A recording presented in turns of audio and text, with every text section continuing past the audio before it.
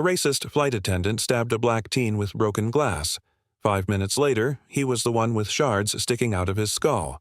What happens next will leave you speechless. He slashed at a child with broken glass. Sure, his uniform would shield his cruelty. Subscribe if you believe no one is above the law. The bottle slipped from the attendant's cart and rolled across the narrow aisle, clinking against the metal leg of a seat before Marcus Dalen's polished shoe stopped it. The sound was sharp, louder than it should have been in the quiet hum of the aircraft, and Marcus felt the sudden eyes of nearby passengers turn toward him. He bent slowly, one arm still cradling the bundle of his infant son, Noah, and returned the runaway bottle to the edge of the cart. "Careful there," he said softly, his voice even, though his face betrayed the exhaustion of a man stretched thin. Across from him, Rory Vance straightened, the stiff lines of his white uniform catching the cabin lights. His jaw tightened as though the minor mishap were a personal insult. "Keep your belongings clear," Rory muttered, the words clipped and cold. The tone carried a sharpness that made Marcus glance up, measuring the man with calm eyes. For a moment, the father thought to answer, to push back against the unnecessary edge in the attendant's voice, but he stopped himself. He had no energy for conflict, not tonight, not when Noah's soft breathing against his chest reminded him of the fragile reason he was even on this flight. Noah stirred, releasing a small whimper. Marcus adjusted the infant's blanket, the pale blue fabric tucked carefully around the baby's tiny shoulders. He brushed a reassuring hand over Noah's head, whispering words that were meant more for himself than for the child. His objective was clear: reach Elmridge, meet his brother, and get Noah the care he needed. Nothing else mattered. But even as he leaned back, pressing his head against the seat, he felt Rory's eyes on him again. The attendant lingered longer than necessary, his smile a thin mask, his gaze sharp with something unspoken. Marcus caught it in passing, a flicker of disdain that suggested the man's service came unwillingly when directed his way. He thought of ignoring it, brushing it off as fatigue or stress, yet the air around Rory seemed heavy with intent. Marcus recognized it, the kind of bitterness that thrived quietly until it found the right moment to spill over. The cabin itself was calm. Families whispered softly to restless children, businessmen tapped at their laptops, and students leaned against windows, earbuds in, the hum of the engines wrapped around them all like background music, steady and indifferent. And yet, under that surface calm, Marcus sensed an imbalance. He glanced once at Rory again, noting the way the man's fingers gripped the handle of the cart too tightly, knuckles pale as though holding back a current he wished to release. Marcus shifted, easing Noah closer. The movement was small, but it did not escape Rory's notice. "Need something else already?" the attendant asked, his voice pitched just low enough that others might not hear the sneer buried in it. Marcus drew a careful breath. He could feel the sting of frustration in his chest, but he swallowed it down. "Just the blanket I asked for," he replied evenly, forcing calm into his tone. Rory turned without a word, pulling a folded blanket from the cart. He dropped it onto Marcus's lap with more force than necessary. A few passengers across the aisle exchanged uneasy glances, their eyes darting between the two men. No one spoke, but the silence carried its own weight. Marcus adjusted the blanket around Noah, pretending not to notice the hostility, though inside his resolve hardened. Every detail pressed into him: the dim light above, the faint smell of coffee and recycled air, the muted shuffle of shoes against the floor. The scene was ordinary on its surface, but Marcus felt the tension like an undercurrent, invisible yet pulling everything toward some inevitable break. He told himself to endure, to stay focused on Noah. Yet in the quiet corners of his mind, he wondered what it would take to push Rory past the mask entirely. Noah whimpered again, his small fists tightening as he shifted in Marcus's arms. Marcus bent his head low, pressing his lips close to his son's ear. His voice was a whisper, tender and heavy with a promise he could not afford to break. "We'll get through this night." The drink cart rattled against the narrow aisle as turbulence shook the cabin, the clinking of bottles and glasses filling the air. Rory Vance's face twitched with irritation as he steadied the cart, his smile fixed but lifeless. When he reached Marcus Dalen, who sat cradling his son, his performance slipped. He placed a bottle of water on the tray table with a sharp thud that drew eyes from nearby passengers. His voice, low and edged, carried venom disguised as an afterthought. "You people always need something extra." Marcus froze, his hand tightening around the blanket that swaddled Noah. He lifted his gaze to Rory, eyes calm but steady, as though weighing whether to respond. His brother's advice echoed in his mind. Don't feed fire with fuel. The cabin lights above flickered faintly, shadows sharpening the flight attendant's features into something more sinister. Marcus lowered his eyes to his child instead, rocking Noah gently, whispering reassurance that was as much for himself as for the baby. Passengers in the rows nearby had heard the remark. A man in his 40s glanced over his newspaper, shifting uncomfortably. Another, a student with headphones dangling around his neck, frowned, his eyes flicking between Marcus and Rory. The tension rippled through the air, unspoken but undeniable.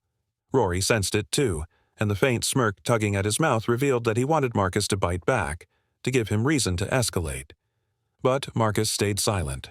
He had endured worse, and his focus was on Noah, whose soft whimpering rose into sharp cries that pierced the cabin. The baby's small fists tightened, his face scrunching red as he wailed. Marcus adjusted him, murmuring softly, swaying in the limited space of his seat. His voice carried quiet desperation. It's all right, Noah. Just a little longer. Most of the cabin responded with compassion. A middle-aged passenger across the aisle offered Marcus an encouraging nod. Another reached for the overhead call button, perhaps to request hot water for a bottle. Their glances were understanding, human. But Rory stood rooted beside the cart, his jaw clenched, his hands gripping the handle so tightly the metal squeaked under pressure. The sound of Noah's cries seemed to burrow under his skin like a provocation. His lips pressed into a thin line, his nostrils flaring with each ragged breath. The plane jolted suddenly, pitching to one side as turbulence rippled through the fuselage. Overhead, bins rattled, loose items clattered, and passengers gasped, bracing themselves against armrests.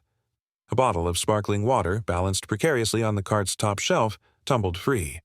It struck the floor with a heavy thud before rolling toward Rory's feet, shattering against the edge of a seat leg.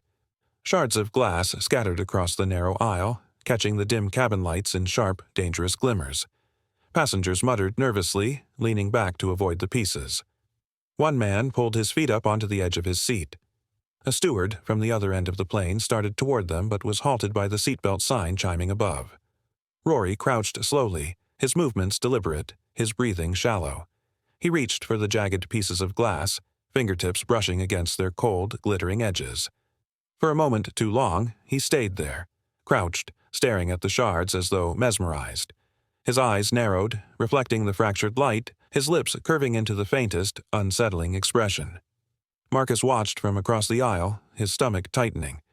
Something about Rory's posture, the way his hand lingered over the glass, felt wrong. A shiver traced Marcus's spine, an instinct warning him that what others saw as an accident had awakened something else in the man crouched in the aisle. He adjusted Noah's blanket, clutching the child closer, his pulse quickening.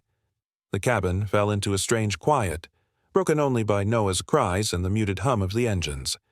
To most passengers it was nothing more than a glass bottle broken in turbulence, but Rory's gaze lingered on the fragments with unnatural intensity, as if the scattered shards weren't debris but an invitation. He inhaled sharply as though steadying himself, then rose with the cart, his expression smoothed back into professional neutrality. Yet his eyes betrayed him, cold, calculating, holding on to a thought he hadn't yet acted upon. Marcus shifted in his seat, uneasy but silent, whispering again to his son as though to shield him with words. He felt eyes on him, not only Rory's, but the weight of passengers who sensed the undercurrent though they couldn't name it. The air was charged, fragile as though the next movement might split it open. Rory pushed the cart forward but his hands trembled faintly, betraying the storm brewing beneath his mask. He didn't look at Marcus again, but Marcus could feel the stare, heavy and unspoken, a promise of something darker waiting for its moment. In that narrow aisle under the dim hum of the cabin lights, silence pressed like a held breath. A father rocked his crying child, a flight attendant clenched his fists over a secret temptation, and 100 strangers sat suspended in uneasy quiet, unaware they were all standing at the edge of something far more dangerous than turbulence.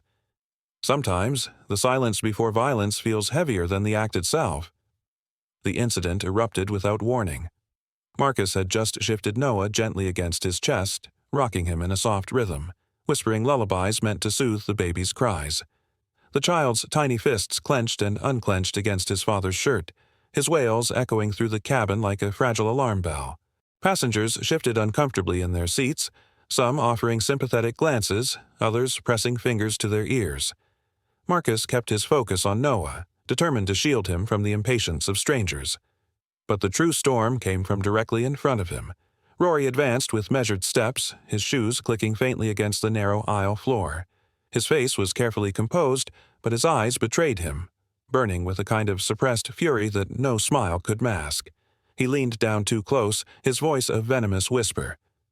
"Control that noise," he hissed, his lips barely moving but his intent sharp as a knife. Marcus turned his head, meeting Rory's gaze with calm steadiness. His jaw tightened, but his words were controlled. "He's a baby," Marcus said evenly. "I'm doing my best." His tone carried no malice, only a plea for understanding. The cabin fell into uneasy silence, broken only by Noah's cries. Passengers began to whisper to each other, their eyes darting between the exhausted father and the flight attendant whose smile had vanished entirely. The atmosphere shifted, heavy with tension, though most still believed the situation would dissolve into another awkward passenger-crew exchange. But Rory bent suddenly, and in one swift, shocking movement, he reached toward the shards of glass that still lay scattered from the earlier spill. His fingers curled tightly around a jagged piece, its edges glinting in the dim, overhead light.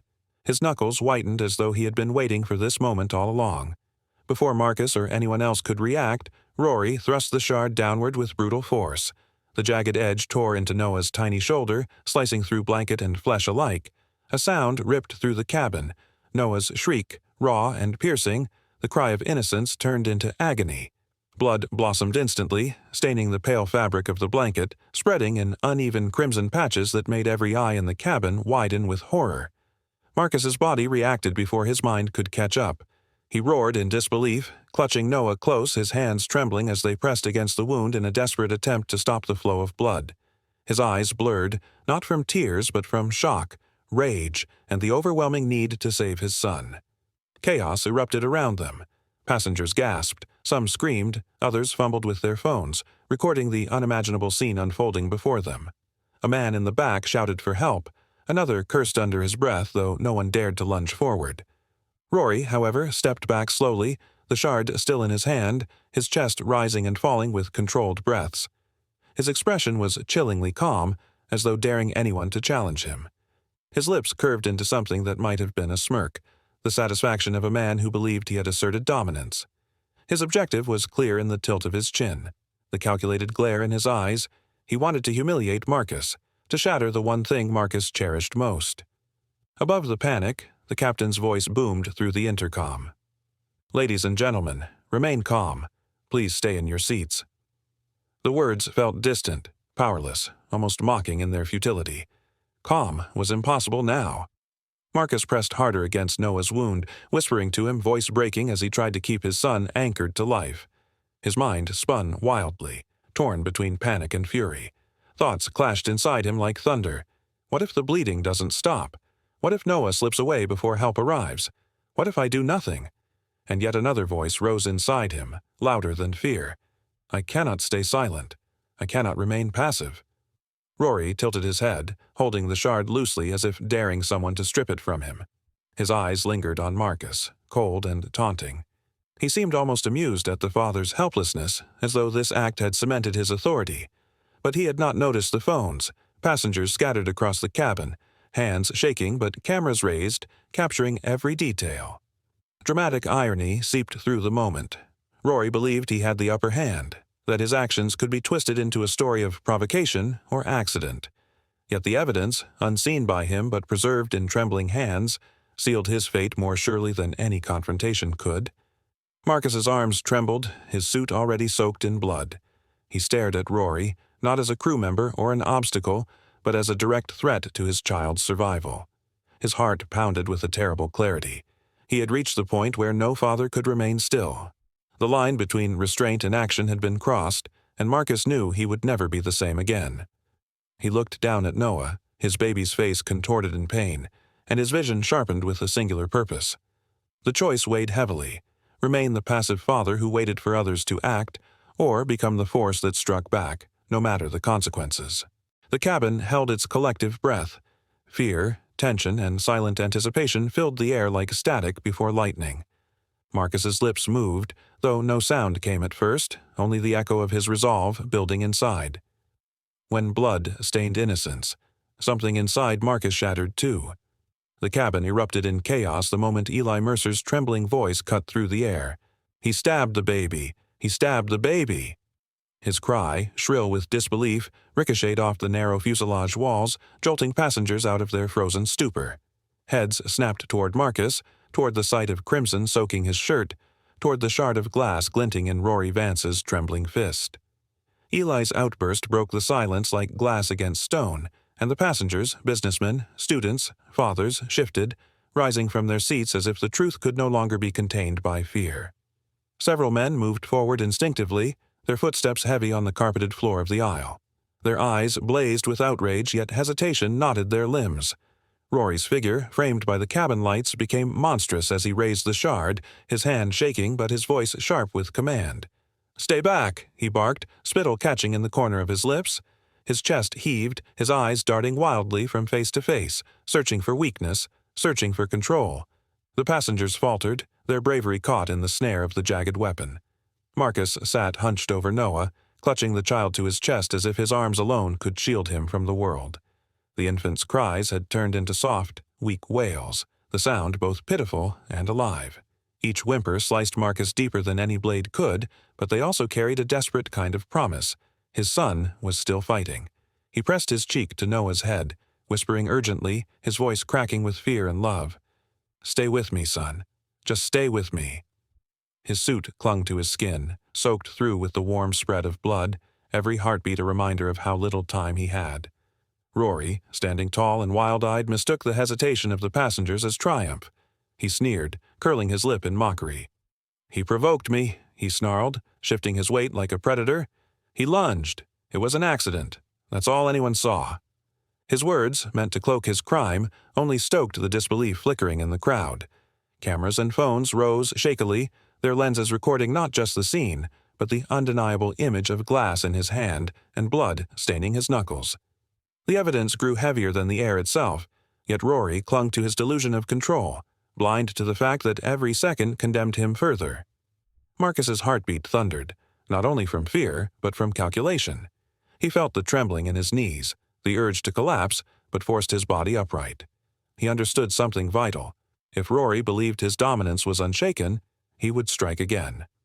The only way to shield Noah from further harm was not to cower, but to draw Rory's fire onto himself. Marcus inhaled sharply, steadying his resolve even as the metallic taste of dread filled his mouth. He shifted Noah gently in his arms, his bloodied sleeve brushing the baby's cheek, and then, with deliberate slowness, he rose to his full height. His chest rose and fell like a tide caught between fury and desperation. Passengers watched, their breaths caught, as he stepped into the aisle, no longer just a father but something unyielding. Rory's eyes narrowed, the shard twitching in his grip. "Sit down," he demanded, his voice cracking at the edges. But Marcus didn't falter. His dark gaze locked on Rory, unwavering, his body trembling not from fear, but from the storm rising within. He could feel dozens of eyes pressing down on him, the silence of the cabin heavier than the altitude above. Marcus's voice broke through that silence, low but ringing with certainty. "You think you hurt me?" His words sliced through the thick air, drawing every ear closer, making even the captain's muted announcements seem like whispers in the distance. His tone sharpened, rising with every syllable until it carried like thunder across the rows of seats. "You have no idea what's coming." Passengers flinched at the force of his declaration, as though the sound alone had shaken the cabin. Eli gasped softly, his lips parting, his timid frame stiff with unexpected hope. A young man clutching his phone lowered it, eyes widening at the raw defiance spilling into the air. Even Rory, for the first time that night, faltered. His smirk cracked, his grip on the shard wavered, and uncertainty crept into the corners of his expression. Marcus's words hung there, suspended in the dim glow of the overhead lights, a prophecy more chilling than a scream of rage. The storm within him, long restrained by patience and civility, had been unleashed, and everyone in the cabin, passengers, aggressor, even Marcus himself, could sense its weight. Preparation for retribution had quietly begun, though no one yet understood what form it would take. The father's silence had ended. The storm inside him had only just begun. The captain's voice cracked through the intercom, sharp and commanding. "We are diverting this flight immediately. All passengers remain seated." But the words did little to calm the storm inside the cabin. Rory prowled the aisle like a predator pacing in its cage, the jagged shard trembling in his fist. His knuckles were bone-white, veins raised, and sweat streaked down his flushed forehead. His eyes, wild and unblinking, darted from seat to seat as though searching for the next target. "I'll finish what I started," he hissed, his voice low but heavy with menace. The threat hung in the air like smoke, poisonous and suffocating. Passengers shrank back, pressing themselves against their armrests, their faces pale in the dim cabin lights. Some clutched their phones but dared not move, fearing to provoke the man with glass glinting in his hand. The hum of the engines and the occasional groan of turbulence only amplified the claustrophobic dread. Yet, amid the panic, Marcus sat still, his gaze fixed on Rory with an intensity that was sharper than fear. His chest rose and fell in steady rhythm, though every beat of his heart thundered with urgency. He remembered his brother's words, spoken countless times in moments of stress. "Stay sharp under chaos. Don't let panic blind you." Those words came alive now, cutting through the haze of dread. Marcus understood something vital in that instant. Rory was feeding on fear. Every flinch, every tear, every desperate retreat from the other passengers made him stronger. If no one resisted, his control would grow until the cabin belonged entirely to him. Marcus shifted Noah gently, whispering to Eli Mercer, the middle-aged passenger seated beside him. Eli's trembling hands clutched the blood-soaked cloth against the baby's small shoulder. Marcus bent close, his voice calm despite the storm within him. "Press down firmly. Don't let go. He needs pressure to slow the bleeding." Eli nodded quickly, his Adam's apple bobbing as he swallowed hard, but his eyes were filled with fear. Marcus gave his shoulder a steadying squeeze, silently urging him to hold on. Now unburdened, Marcus rose slowly to his feet. His sleeves were drenched in his child's blood, crimson stains stiffening the once crisp fabric, but he stood tall, each motion deliberate. He squared his shoulders, staring directly at Rory, his expression no longer one of desperation, but of resolve. The shift in his demeanor startled some of the passengers who had seen him moments earlier hunched and pleading. Now he radiated something different, something Rory had not expected: defiance. Rory narrowed his eyes, mistaking Marcus's rise as an act of pride, a final show before breaking. "Sit down before I cut someone else," he growled, thrusting the shard in the air for emphasis. His grip tightened, and a bead of sweat rolled down his temple, catching the cabin light before dripping onto the carpet. Marcus didn't move back. His eyes, calm but unyielding, followed every twitch of Rory's hand. In the silence that followed, he scanned the cabin with quiet precision, his mind cataloging what he saw. There, a metal service tray left unattended at the side, reflecting faint light like a mirror of opportunity. Overhead, the emergency call phone rested just within reach of the forward galley.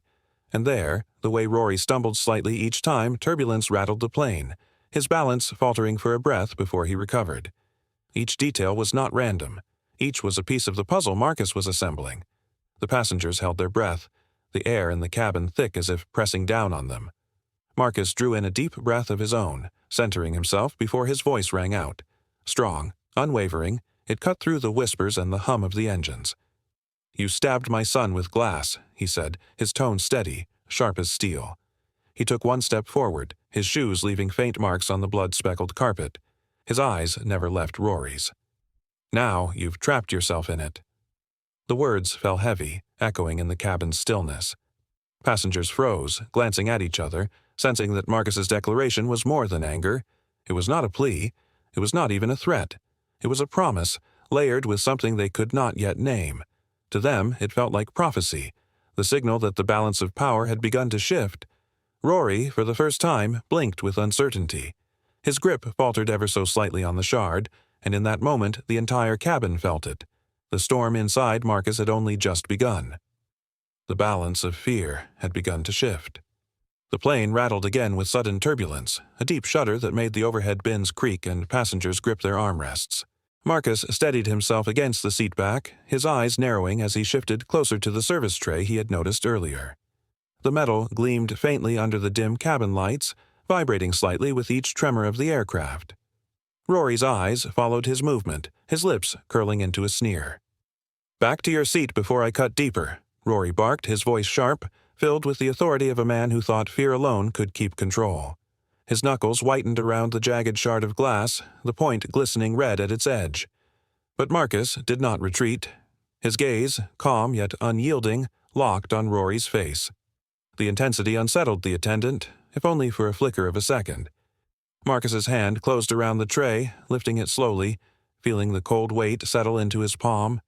The surface reflected the cabin lights like a mirror, its edges firm, solid, an improvised weapon. Yes, but also a symbol of defiance. He tightened his grip, his body tense yet deliberate.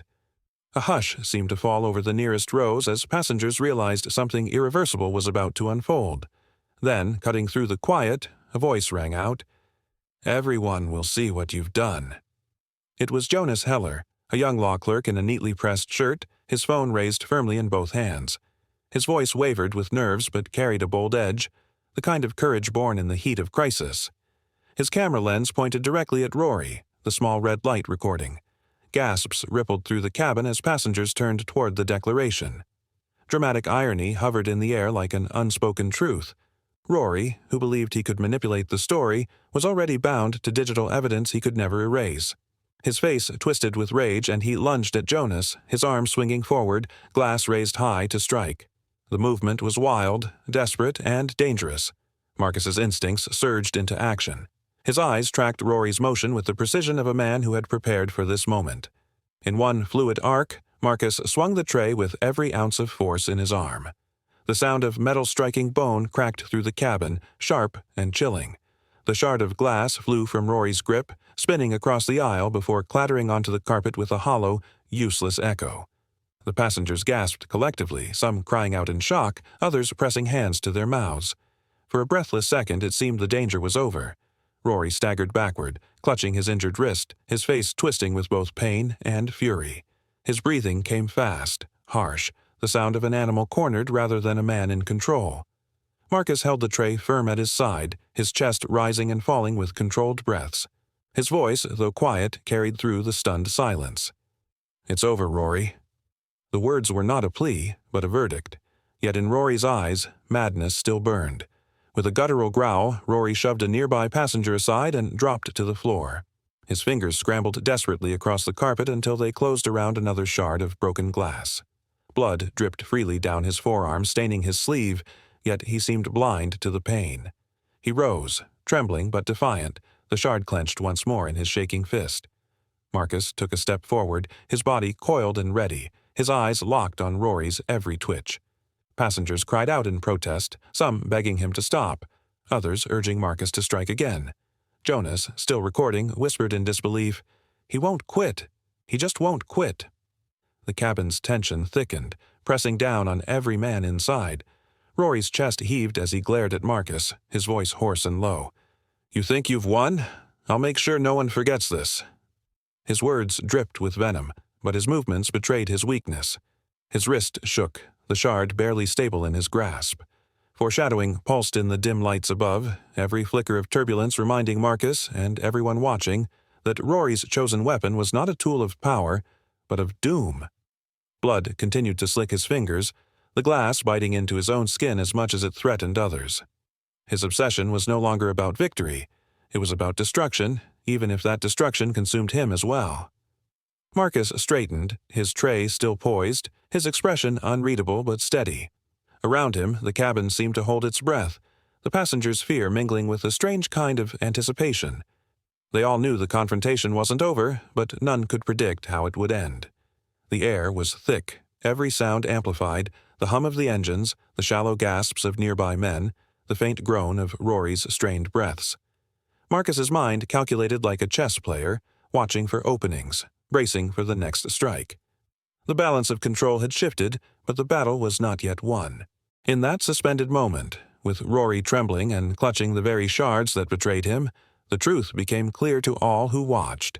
His weapon of choice would not deliver triumph. It would deliver downfall. The foreshadowed twist grew clearer. Rory's weapon of choice, the glass itself, would soon betray him. The predator had forgotten that even shards can cut the hand that grips them.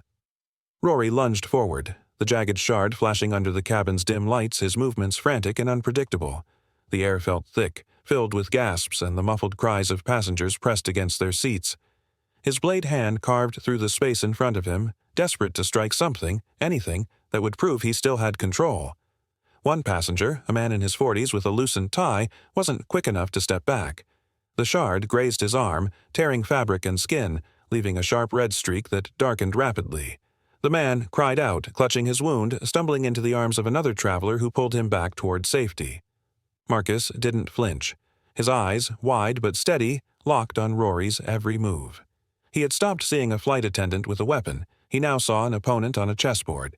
Every step Rory took, every twitch of his arm, was a calculated against in Marcus's mind. He moved deliberately, his stance widening, his shoulders squared, prepared to intercept. The cries of the injured man rippled through the cabin, heightening the panic, but Marcus's voice cut through the noise, low and commanding. "No." Let him trap himself. The words startled those nearby. Some passengers, clutching belts and bags, had been ready to rush Rory, but Marcus's calm steadied them. His tone carried something unsettling, an almost prophetic assurance that the chaos unfolding was moving toward a single inevitable outcome. For a moment, even Rory hesitated, his chest heaving, his lips curling into a sneer as sweat streaked down his temple. "Think you can stop me?" Rory spat, his grip tightening on the shard. His voice trembled beneath the surface, betraying the flicker of doubt he fought to suppress. His wild eyes darted around the cabin, desperate for a target, desperate for dominance. Marcus didn't answer. Instead, he adjusted his position, feet braced against the floor as the turbulence hummed beneath them. His thoughts raced but stayed clear. Every move he makes, I'll redirect. Every step forward, I'll guide him to the fall he doesn't see coming. Passengers began to sense the shift in control. A group of men instinctively formed a barrier near the row where Noah was kept, shielding the baby with their bodies. Their breaths came hard, their hands clenched into fists, but they held their ground. Rory's path was cut off, and the realization twisted his rage into desperation. He lunged again, slashing wildly, his arm whipping like a pendulum gone mad. The shard sliced the air inches from Marcus's face, but Marcus sidestepped, letting the motion carry Rory forward. The cabin rattled violently at that precise moment, a surge of turbulence tilting the aisle and sending loose cups and napkins skittering across the floor. Rory stumbled, his balance shaken, the shard raised high above his head. The timing was perfect. Marcus surged forward, seizing Rory's wrist with both hands. Their struggle was brief but fierce. The glass trembled between them, its edges catching the dim light like lightning. Muscles strained, veins bulged, sweat mixed with blood. Marcus twisted with all the precision of a man who knew this moment mattered more than his own safety. The shard's direction shifted, no longer poised toward Marcus's chest but redirecting downward, angled by Marcus's strength and the plane's sudden tilt. Rory's own momentum betrayed him, forcing his arm toward the reflective cabin wall. For a split second, his terrified eyes met his own reflection, distorted and pale in the glossy surface. His face flickered with horror, an understanding of what was about to happen, too late to stop it. Then the jagged glass met resistance. Not soft flesh, but the unyielding reflection he had lunged toward. The shard plunged backward, embedding itself with sickening force into the side of his head. The crack echoed in the cabin like a hammer striking stone, followed by a stunned silence that seemed to hold the breath of every man present. Rory staggered, his mouth opening soundlessly as his hands reached up, trembling, clawing at the shard protruding grotesquely from his temple. Blood coursed down his face in uneven rivers, staining his collar, dripping onto the floor. His knees buckled and the weight of his arrogance collapsed with him. Gasps erupted through the cabin, some passengers recoiling in horror, others sagging in relief. The unity that had gathered behind Marcus now seemed to release all at once. Men exhaled, their fists lowering, shoulders dropping, hearts pounding with disbelief at what they had witnessed. Marcus stepped back, chest heaving, his own arms shaking with the aftermath of what he had just done. His mind replayed the move in fragments, the twist, the stumble, the shard finding its mark, not as triumph, but as necessity. His body trembled, not from fear, but from the heavy weight of knowing he had crossed into a place he never wanted to be. He looked around, at the passengers who now watched him not just as a father, but as a man who had turned danger back on itself. Their eyes carried both awe and unease, as if they had witnessed not just survival, but transformation. And through the ringing in his ears, Marcus's thought solidified into a chilling clarity. He had not defeated Rory with strength alone. He had let the man's own cruelty consume him, turning his violence inward. The cabin lights flickered as the turbulence subsided, leaving only the groans of Rory crumpled on the floor and the heavy breaths of those who had lived through the storm. Marcus steadied himself, his gaze still locked on the fallen man, before whispering words that carried across the silence. The shard that once stole a baby's cry now silenced its master. He stabbed a black baby and thought silence would bury the truth. If you believe every act of abuse must be answered, hit subscribe. Justice starts here. Rory crumpled to the floor, his body twisting as if his own strength had abandoned him. His groans were raw and jagged, and his blood-streaked fingers trembled desperately as they clawed at the shard protruding from the side of his head. He tugged once, twice, but his hands shook too violently, the glass embedded too deep. The sound of his struggle, scraping nails against glass, muffled whimpers swallowed by pain, spread like a chilling echo through the cabin. For a breathless moment, no one moved. Then the silence shattered. Passengers erupted into frantic motion, their voices overlapping in a storm of panic, horror, and urgency. "Call the captain," someone shouted, their voice cracking with fear. Another passenger cried, "He stabbed the baby! He stabbed the baby!" The weight of the words seemed to charge the air, thick with disbelief and rage. Phones rose high, recording every angle, every sound. The hum of engines, steady and indifferent, became the backdrop to chaos. Marcus barely heard the cries around him. His knees hit the floor beside Eli, who still pressed cloths and shirts against Noah's shoulder with trembling hands. Blood soaked through layer after layer, spreading hot and relentless, and Marcus felt his chest tighten at the sight of his son's small face, pale and wet with tears. Noah whimpered faintly, a weak sound that carried more strength than any cry. Marcus leaned close, whispering through clenched teeth, his voice low but urgent. "You'll live. You'll grow. He won't take this from us." His words were both promise and prayer, spoken not just to his son but to himself, anchoring him in the storm. Eli looked up, his face pale and slick with sweat. I think the bleeding's slowing," he stammered, though his hands pressed harder, fear turning his arms rigid. His voice quivered, betraying the terror in his chest, but his eyes burned with determination. Marcus gave a small nod, gripping Eli's shoulder briefly, a silent acknowledgement that the man's courage mattered more than he realized. Across the aisle, Rory writhed, trying to rise, but his limbs betrayed him, collapsing back onto the carpet with a dull thud. His groans carried a strange mix of defiance and defeat, as if he could not decide whether to surrender or lash out. Yet the threat had shifted. The predator who once prowled with shards in his hands now lay broken, his fall captured by the same passengers he had dismissed as powerless. Cameras filmed his every twitch, sealing his cruelty into evidence he could never erase. Marcus's chest rose and fell sharply as he glanced at the crowd. Some passengers hovered uncertainly, caught between rushing forward and retreating from the bloodied man on the floor. Others crowded around Marcus, their voices dropping from panic to quiet urgency. "How bad is it?" one whispered, eyes darting to Noah's stained blanket. "Do you need bandages? A belt? Anything?" Another knelt briefly, fumbling with his jacket, tearing strips of cloth to hand to Eli. Fear was still heavy, but the mood had shifted. Unity had replaced paralysis, and all of it orbited around the wounded child in Marcus's arms. Yet even as relief flickered faintly in the air, Marcus's thoughts darkened. Survival was not enough. He could feel the sting of dramatic irony pressing in. Rory had thought his violence would silence them, but instead it had given Marcus and every witness a story that could not be denied. Still, Marcus knew this night was far from over. Shadows of what awaited, lawsuits, headlines, attempts to twist the truth, crept into his mind, gnawing at him. He could already imagine the voices that would claim the stabbing was an accident, that the father had provoked it. His fists clenched at the thought, the blood on his sleeves stiffening as it dried. Passengers whispered louder now, voices like the low rumble before a storm. "This is going to be everywhere. The airline won't escape this. Did you see how he looked when he stabbed the baby?" Their words carried both outrage and fear, but also the first notes of something stronger testimony, the seeds of truth. Marcus knew he would need to protect. The captain's voice burst through the intercom, sharp and commanding. Prepare for emergency landing. The announcement cut through the noise, silencing even the whispers for a moment.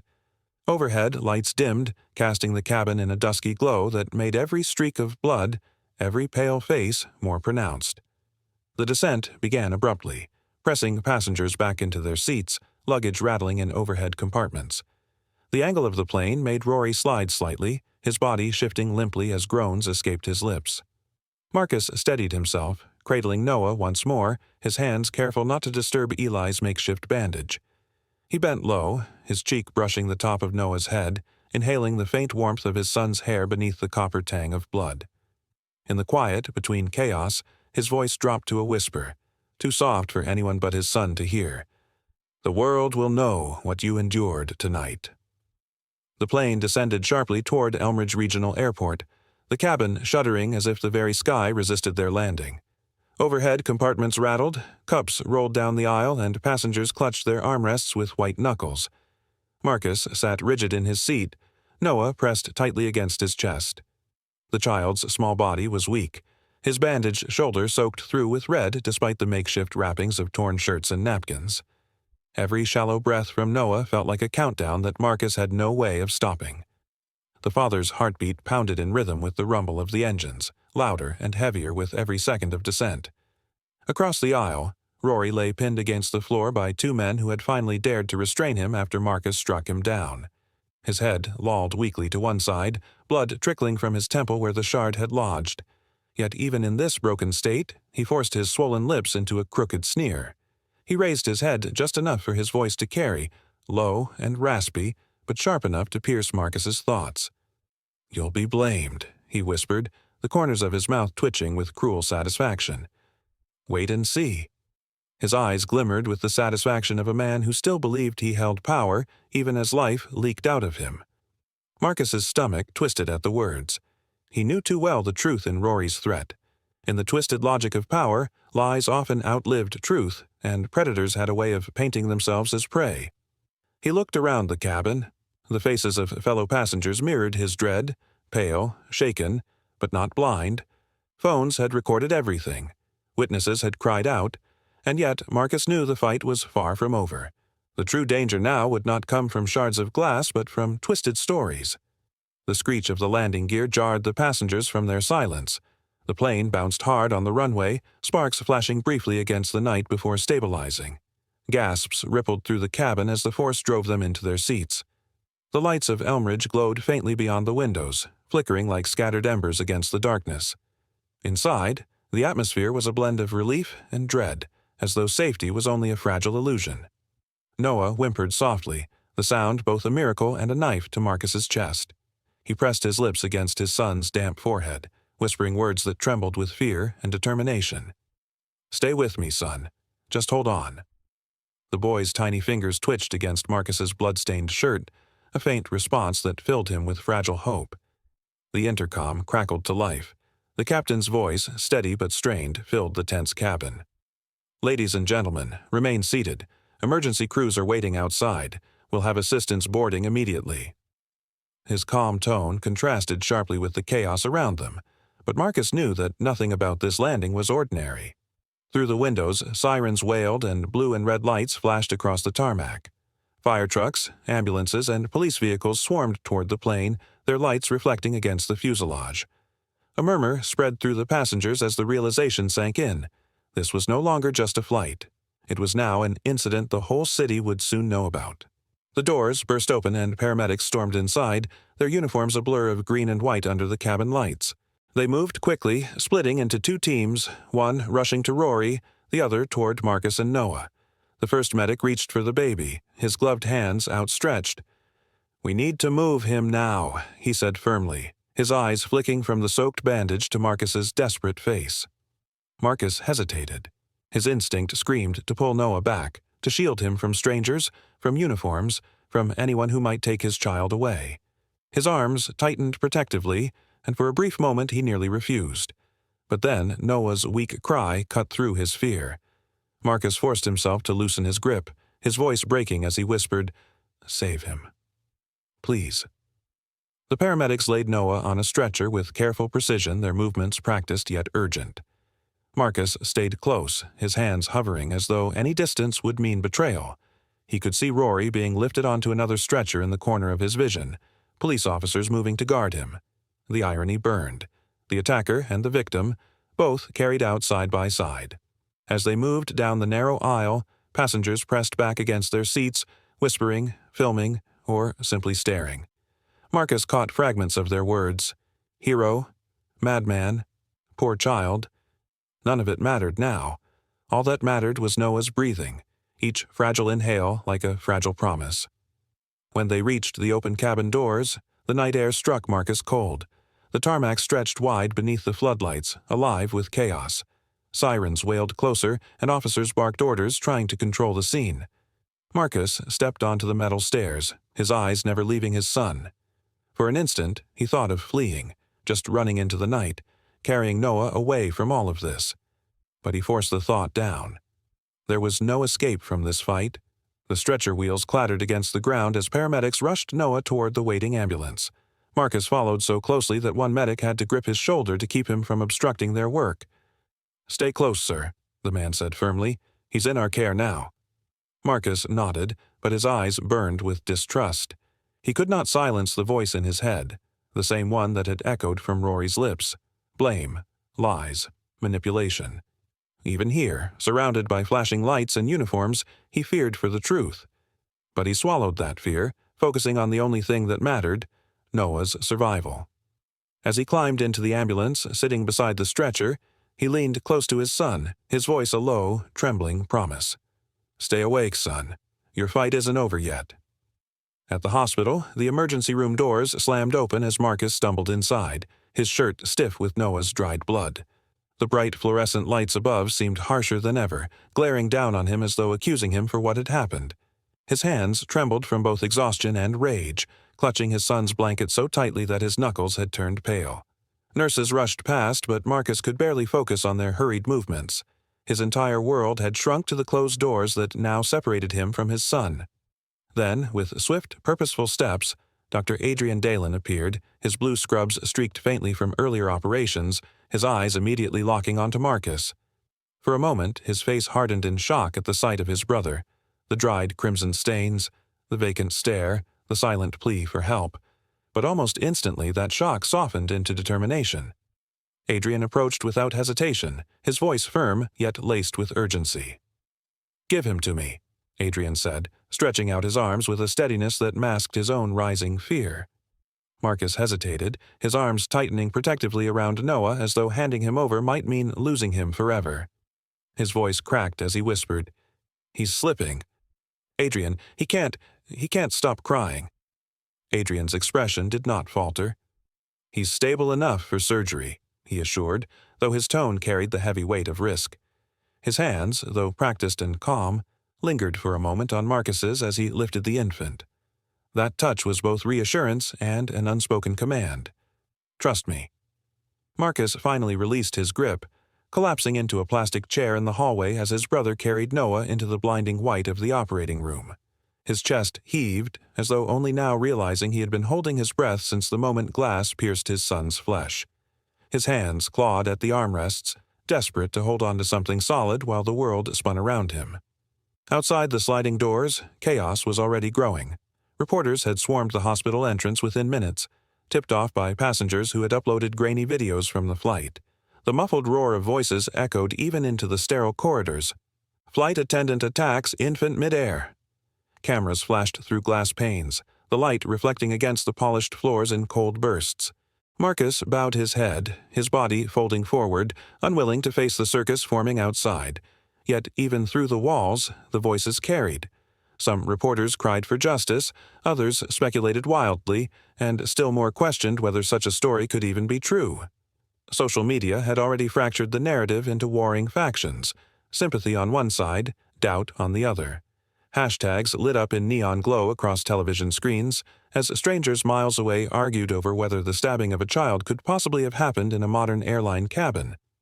Marcus clenched his fists until his nails dug into his palms. The words of Rory Vance, the man who had wounded his son, echoed like poison in his memory. "You'll be blamed. Wait and see." At first, Marcus had dismissed it as the delirious sneer of a violent man. But now, hearing the tone of the reporters, catching whispers from nurses scrolling their phones, he felt the creeping chill of realization. Rory's taunt was not empty. It was a prophecy already beginning to unfold. Moments later, a hospital administrator approached, speaking low as though afraid of being overheard. "Mr. Dalen, Skyreach Airlines has already issued a preliminary statement," he said, his voice tight with corporate-rehearsed sympathy. "They're calling it an unfortunate accident caused by turbulence. They say you interfered with crew duties." The words landed like another stab. Marcus rose from the chair so suddenly that the administrator flinched. "He stabbed my son," Marcus said, his tone low, shaking, almost dangerous in its steadiness. "And they call it turbulence?" His hands spread, palms open as though trying to release the disbelief choking him. The administrator had no answer. He only bowed his head, muttered something about procedures, and walked away. Marcus paced again, the echo of his steps loud against the tile floor. His body screamed with exhaustion, but his mind surged with fire. His objective had shifted before his own eyes. It was no longer enough to cling to survival, to pray for Noah's recovery.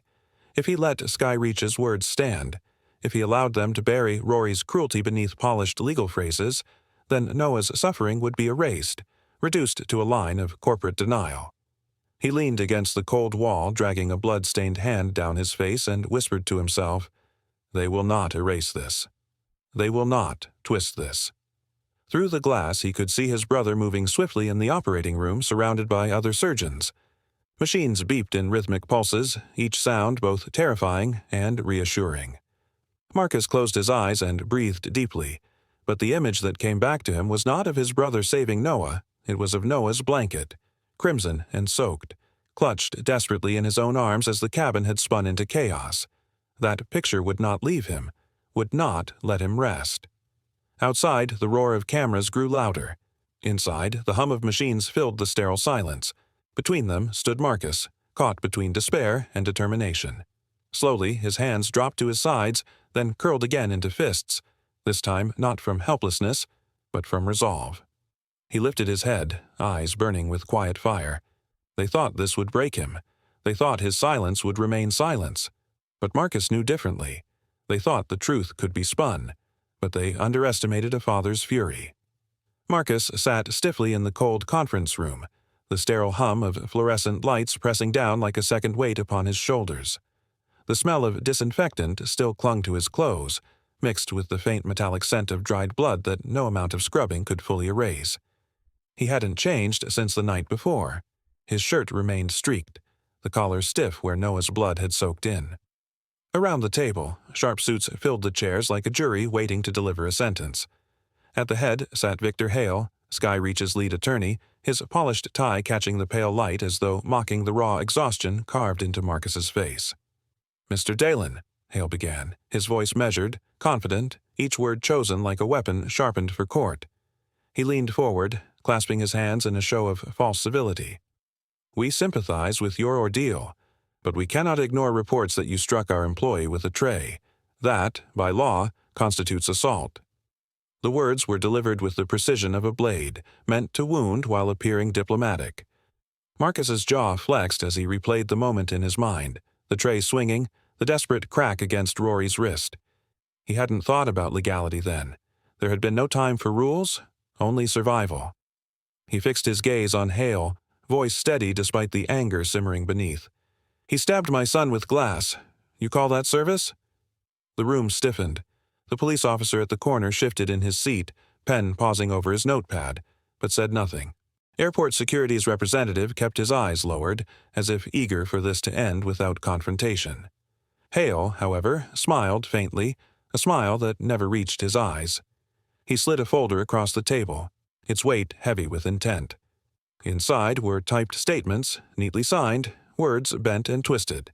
They spoke of turbulence, of confusion, of Marcus lunging in a moment of panic. They recast Rory as the victim of an overzealous passenger. Marcus read the lines quickly, and with every sentence his pulse beat harder against his temples.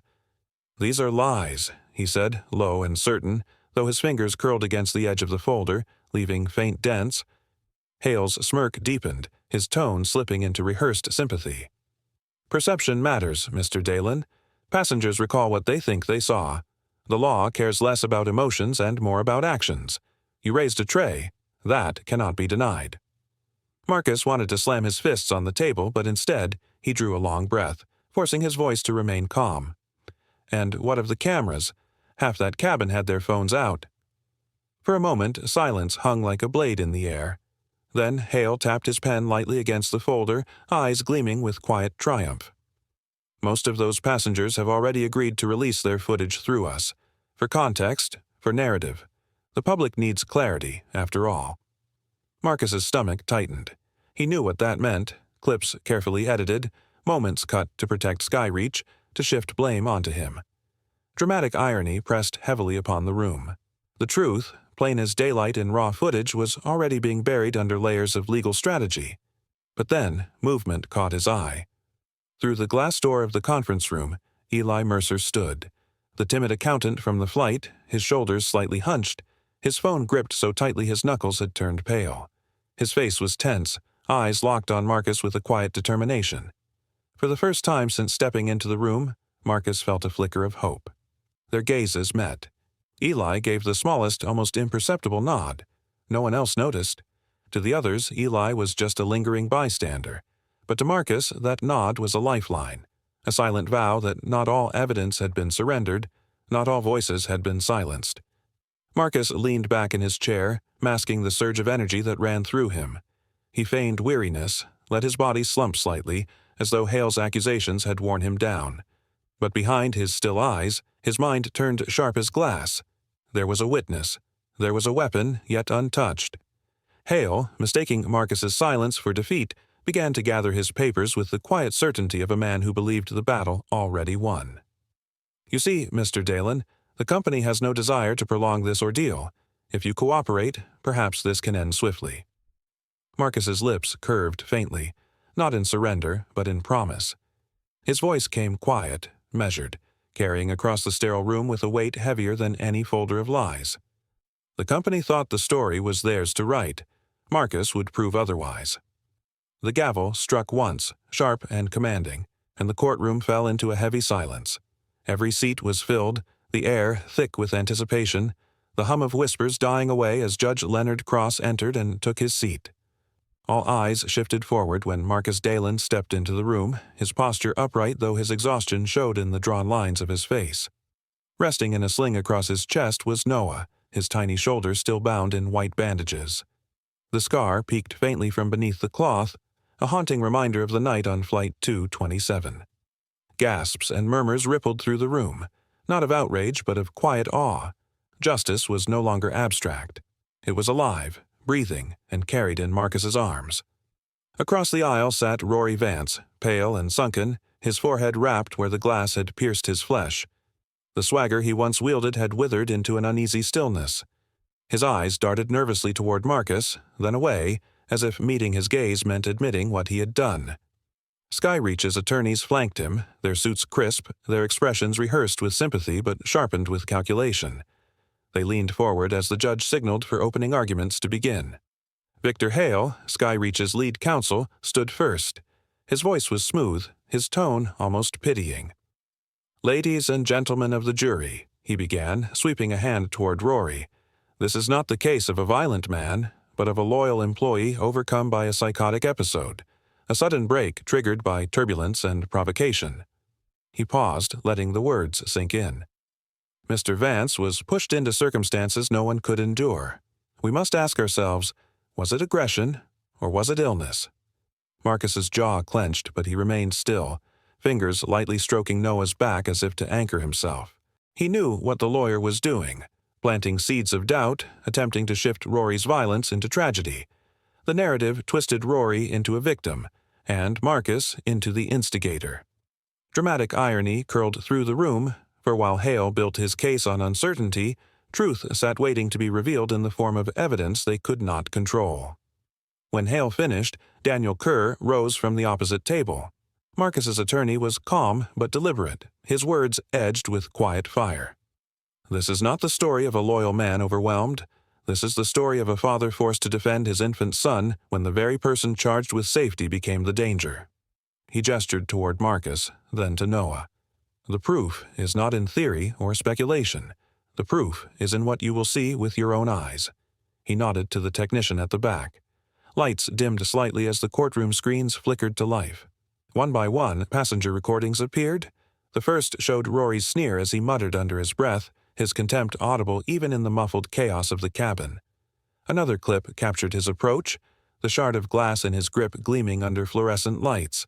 Then, the moment of impact, Noah's cry splitting the cabin, Marcus's roar of disbelief, the shocked screams of passengers. Gasps erupted in the courtroom. Reporters scrambled with pens, their hands flying across notepads. Even the jury leaned forward unconsciously, their expressions hardened with every second. Marcus did not look at the screen. He could not bear to relive the instant his son was hurt. Instead, he kept his gaze fixed on Noah, whispering softly, "You're safe now." His words were drowned out by the playback, but the conviction in his tone was unshakable. On the defense table, Rory shifted uncomfortably.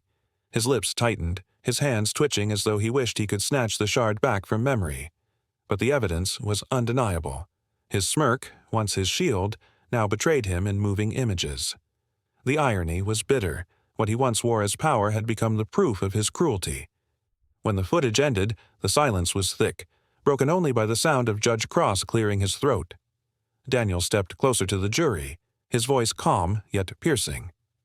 "The defense will tell you this was an accident. They will say it was turbulence. But the truth is plain. You saw intent, you saw force, and you saw a father protecting his son when no one else moved." The tension deepened when Daniel called the first witness. Eli Mercer rose hesitantly from the benches. The middle-aged accountant adjusted his glasses nervously, his hands fumbling with the edge of his jacket as he took the oath. When he sat, his eyes darted toward Marcus, then toward the jury. His voice trembled at first. I saw it happen." He swallowed hard, then steadied himself. "I saw Mr. Vance stab the baby, and I saw Marcus protect him. The rest of us, we were frozen. He wasn't." The words hit the courtroom like a hammer.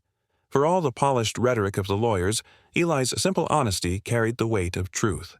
His hands shook, but his voice grew firmer as he recounted the chaos, the shard flashing in Rory's grip, Marcus's desperate fight to shield Noah. He ended with a quiet admission. "I should have done more." But he did everything. Victor Hale rose quickly, his expression smooth but his eyes tense. "Mr. Mercer, you were frightened.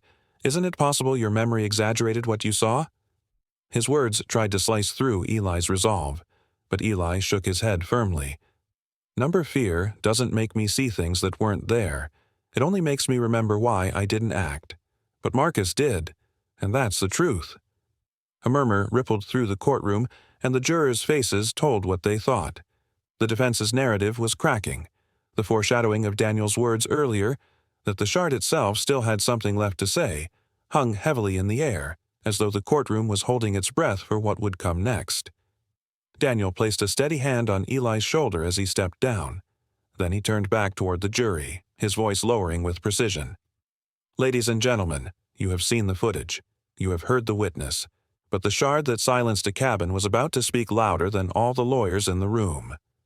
The courtroom erupted the moment Daniel lifted the shard, its jagged edge glinting under the fluorescent lights like a piece of truth carved from the night itself. Gasps rippled through the gallery, reporters' pens scratching furiously against notepads, while the jury leaned forward as one, their eyes locked on the exhibit.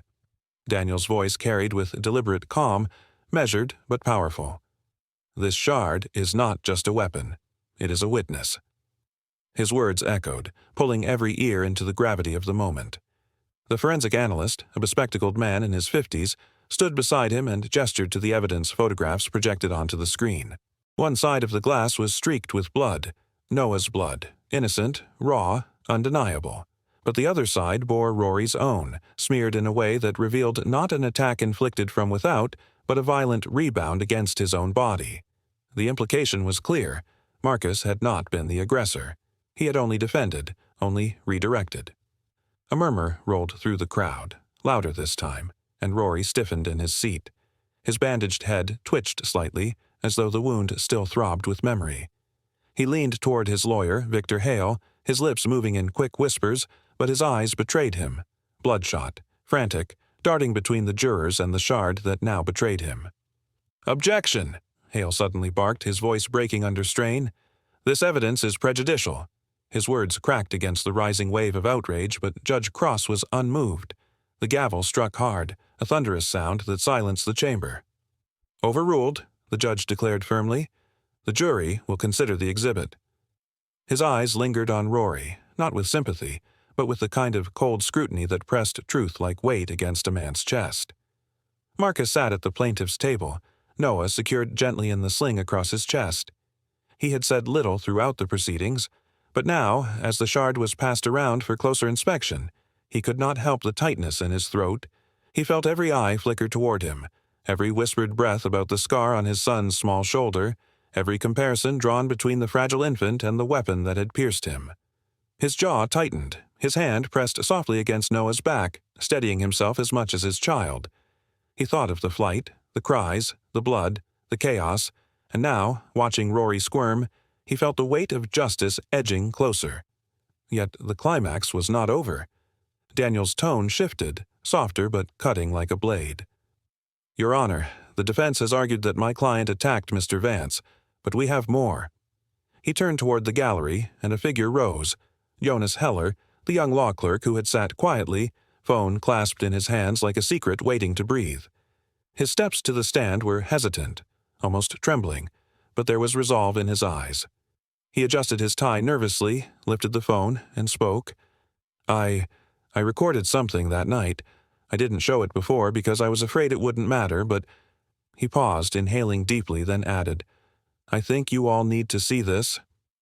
The courtroom shifted again, murmurs like a tide rushing the walls. Daniel nodded, gesturing for the clerk to proceed. The projector flickered, and the hidden clip began.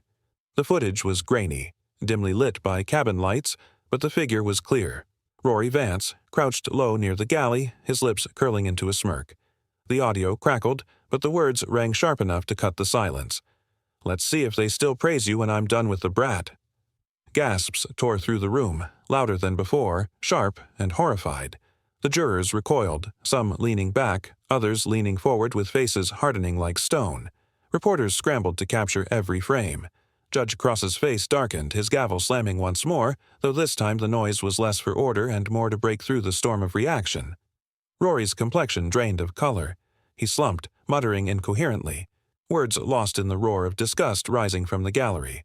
Hale's composure fractured. He scrambled with objections that faltered before leaving his lips. The defense's case crumbled not just in logic, but in dignity. Marcus, silent through it all, looked down at Noah. The baby stirred softly, making a faint gurgling sound, his tiny fist twitching as if reaching toward something unseen. To the father, it felt as though Noah sensed the shift in the air, sensed the moment the tide turned from fear to vindication. Marcus bent his head closer, eyes stinging but unbroken, whispering to his son, though the words were for himself as much as for the child. "They'll never doubt us again."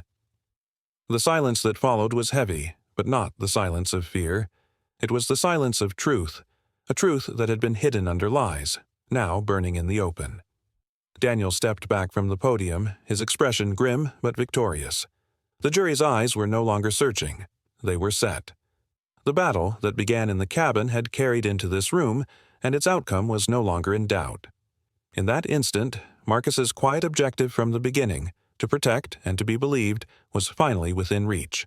The truth, like glass, had cut deep, but it was now the weapon of justice. The verdict delivered thunder through the courthouse as Judge Leonard Cross's gavel struck down with finality. The crowded chamber erupted with gasps and murmurs, the words echoing like a drumbeat in Marcus Dalen's chest. Rory Vance, guilty of aggravated assault and endangerment. Skyreach Airlines, liable for negligence and ordered to pay damages, as well as to institute mandatory reforms to crew training and passenger safety procedures. The weight of those declarations filled the air, heavier than the high ceilings and stone walls that enclosed the courtroom. Cameras flashed instantly, capturing the stunned expression on Rory's pale face, his once smug demeanor broken into fragments like the very glass he had wielded. Shackled in chains, he sat slumped at the defense table, eyes darting around the room as though searching for an escape that no longer existed. His career, his power, his arrogance, They had all collapsed in one brutal moment.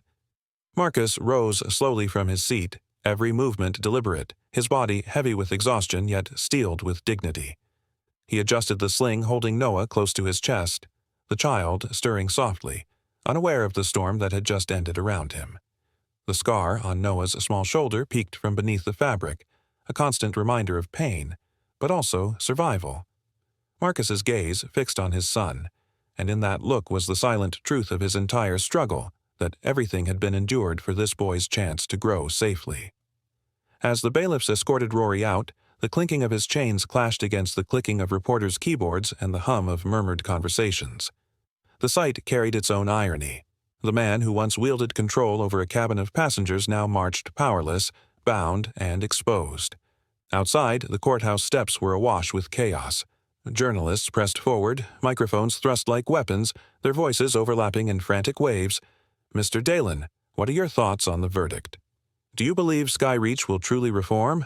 What message do you want the world to hear tonight?" The blinding lights of cameras flickered like lightning, but Marcus did not flinch.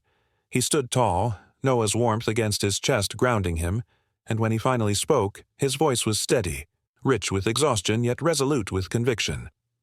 "No father should fear flying with his child," he said, his words cutting through the clamor with surgical precision.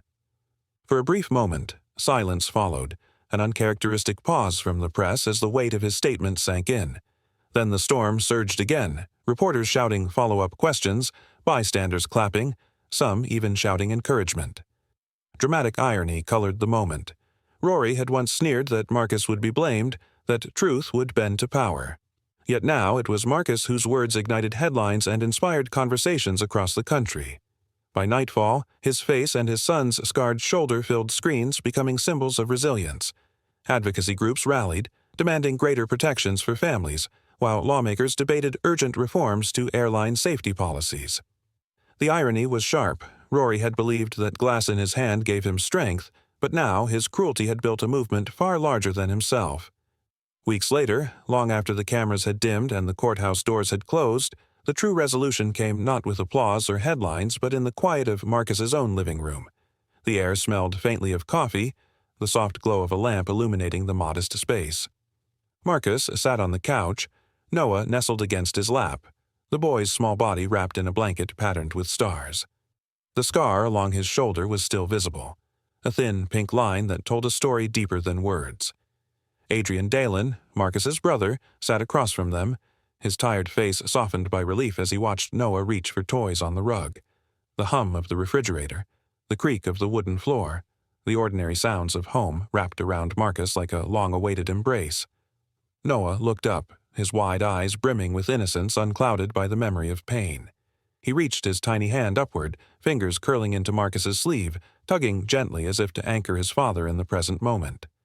Marcus felt the pull not just on his fabric but on his very heart, a reminder that, despite scars, life had continued. A weary smile curved his lips. He bent closer, his voice low and filled with unshakable tenderness. "You lived, and you proved them wrong." The words lingered in the quiet air, their truth resonating far beyond the room. Dramatic irony still clung to the memory of Rory, who had once believed glass made him powerful, only to learn it was the weight that buried him. Marcus's journey, which began as a nightmarish flight, had ended here, in the glow of his child's smile, transformed into a beacon of change.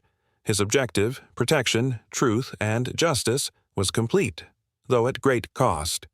Sometimes the sharpest weapon is not glass, but the will of a father who refuses to break.